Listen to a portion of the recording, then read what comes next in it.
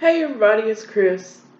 I wanted to make another video. I actually started writing stuff down right after I made my video yesterday. But I wanted to make another video to sort of go on a little bit of a deeper dive of my particular borderline personality disorder diagnosis. So, let's just jump right into it. So the things that I kind of went over yesterday about borderline personality disorder, as far as things that come along with it, was emotional instability, unstable self-image, feelings of abandonment, emptiness, and impulsivity. And as far as the emotional instability part goes, um, things that I experience with emotional instability is sometimes it's just really hard to predict what or how I'm going to react to something. My mood can switch like a light. Like, 1 minute I'm just fine, and the next minute I'm very irritable. Irritability is a big thing with me. Sometimes it doesn't take much at all to set me off. And it could be something as small as just a sound, or if somebody says something that reminds me of something in the past. And it doesn't always affect me like that. Sometimes I just never know how something is going to affect me. Like, you could say, today, your hair looks really weird, and I would just laugh it off. But 5 minutes from now, if you said it might set me off. It not necessarily like make me angry, like I'm not gonna lash out at you, but it could just really hurt my feelings. And I will get really quiet and I won't say anything about it. I'll just dwell on it. That's a big thing, is ruminating on something or just dwelling on something. Like, I can't think of anything else to get my mind off of it, and it just sort of snowballs to the point to where that's all I can think of.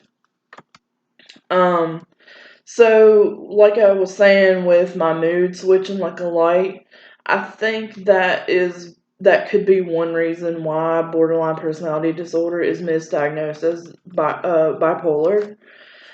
A lot of people will, like, if somebody, if their mood switches like that, somebody might say I'm having a bipolar moment. And that's not really what that is. I personally think that everybody falls somewhere on the spectrum. They might not experience all of the things that come along with it, but I think that everybody falls somewhere on the spectrum. And not just with borderline personality disorder, but with anything, with any mental illness or whatever. I have a tendency of seeing things in black or white, no in between. It's either not at all or all in. And sometimes I might go into crisis mode.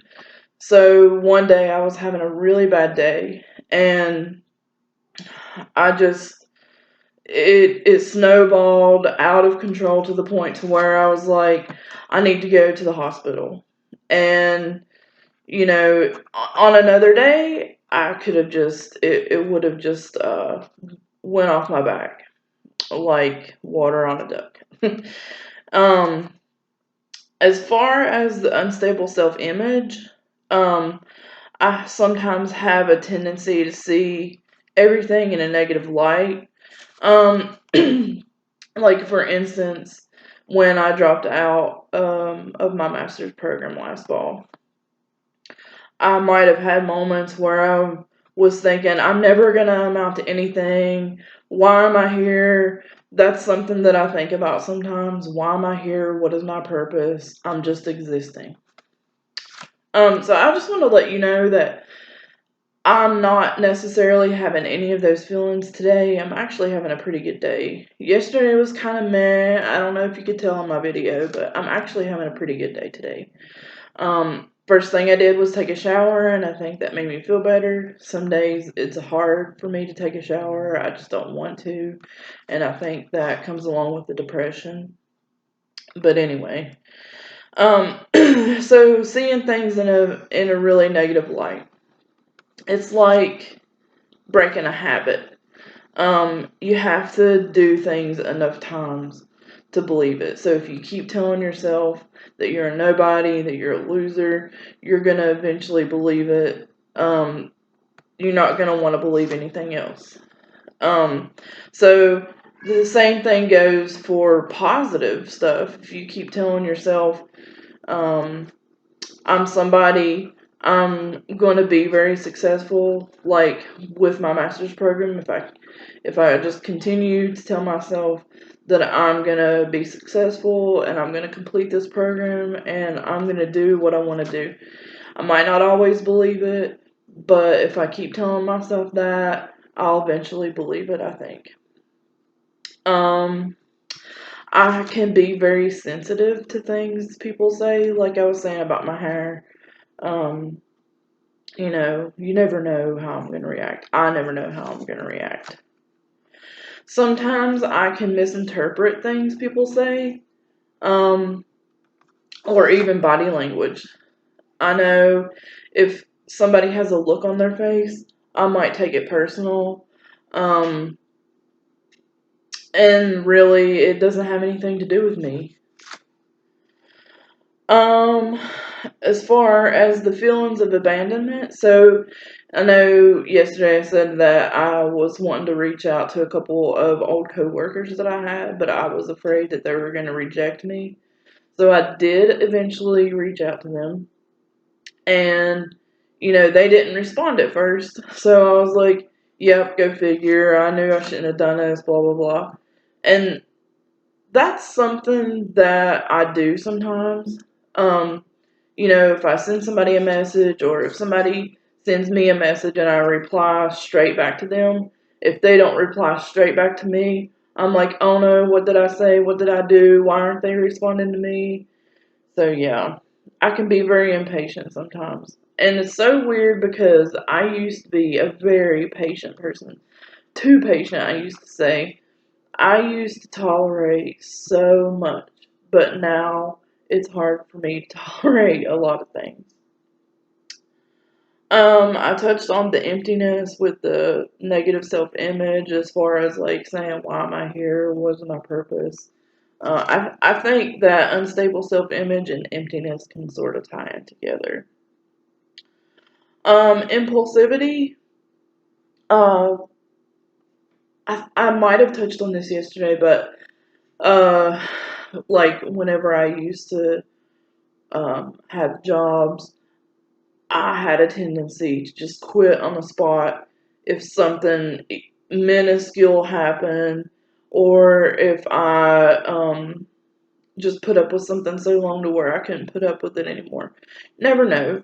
I would quit on the spot and I wouldn't think about the consequences, and that is unfortunate. Sometimes I can still do that with things, and it's something that I'm continuing to work on.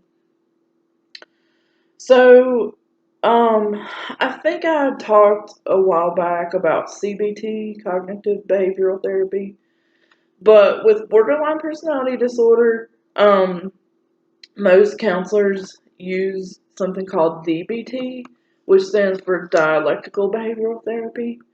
And I wrote down a few things that I saw in a video yesterday that they work on when it comes to DBT. The first thing is mindfulness. Learn to be mindful and present in the moment, being non-judgmental of present circumstances. So just bringing yourself into the here and now.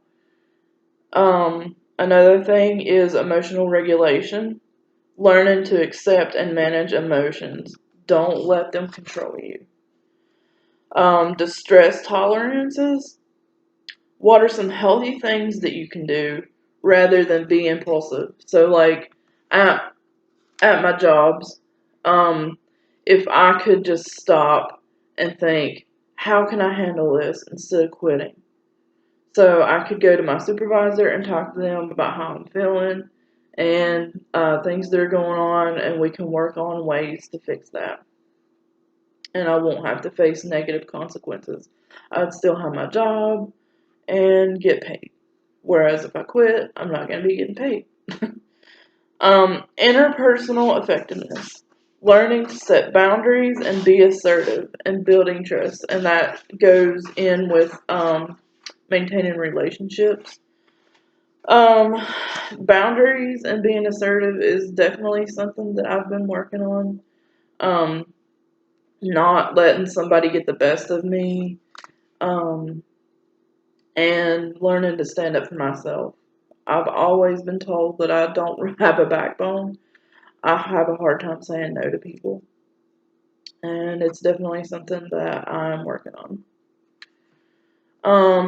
That's pretty much all I have written down.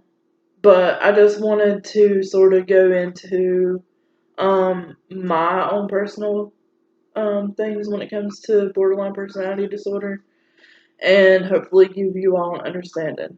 Now, I know that some of you might relate to some of the things that I might have said in this video, so I hope you don't diagnose yourself with borderline personality disorder. It's definitely something that your counselor or psychiatrist needs to do.